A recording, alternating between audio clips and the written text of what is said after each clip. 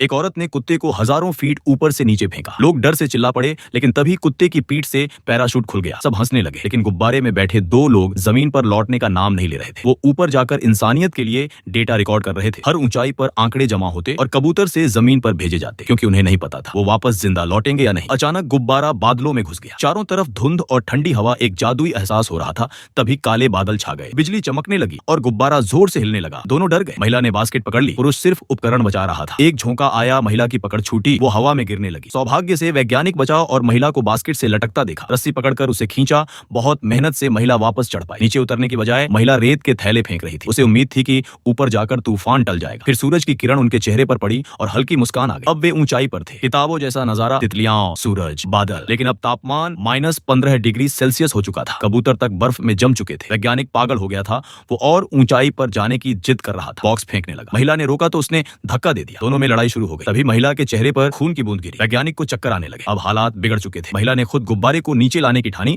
लेकिन gas valve जम चुका था। अब उसे खुद ऊपर चढ़कर वाल्व खोलना था। वो चढ़ने लगी, लेकिन रस्सियां बर्फ में जम चुकी थी। हाथ फिसला। वो उल्टी होकर गिरने लगी, लेकिन टांग एक रस्सी में अटक गई। अब वो हजारों फीट ऊंचाई पर उल्टी लटकी थी। ऑक्सीजन, बेहोशी की हालत। उसने खुद को झटका दिया। रस्सी पकड़ी, संतुलन बनाया और फिर से ऊपर चढ़ी। गुब्बारे की सबसे ऊपरी जगह पर उसने वाल्व खोलने की कोशिश की। 3 बार जोर से पैर मारा। तीसरी बार में वाल्व खुल गया। जूते की फीता काटकर उसने जूता गैप में फंसा दिया ताकि वाल्व खुला रहे। वो बेहोश होकर वहीं गिर गई और गुब्बारा नीचे गिरने लगा। महिला बर्फीली गुब्बारे की सतह पर सरक रही थी। अचानक तेजी से नीचे फिसलने लगी और फिर बेहोश हो गई। पता नहीं कितनी देर बाद उसकी आंख खुली। वो उल्टी लटकी हुई थी। उसने चिल्लाया, लेकिन कोई जवाब नहीं आया। उसने खुद को बचाने की ठानी, शरीर को झुलाया और जैसे तैसे बास्केट तक पहुंची। फिर अंदर खींचकर गिर गई। अब वो अपने साथी के पास पहुंची। बर्फ से जमे उसके शरीर को हिलाया और तब साथी की धीमी सांसें सुनाई दी। अब सिर्फ सुरक्षित लैंडिंग की जरूरत थी। 1 घंटा बीता। गुब्बारा 23,000 फीट से 5,600 मीटर पर आ गया, लेकिन गुब्बारा घूमने लगा और तेजी से पिचकने लगा। महिला ने वाल्व बंद किया, लेकिन कुछ असर नहीं हुआ। दोनों ने टोकरी से सब फेंक दिया, कपड़े तक, लेकिन गुब्बारा फिर भी गिरता रहा। तब उन्हें समझ आया, असली वजन टोकरी है। उन्होंने चाकू उठाया और रस्सियां काटनी शुरू की। आखिरी रस्सी काटी। अब गुब्बारा पैराशूट जैसा बन गया। दोनों ने एक दूसरे का हाथ पकड़ा,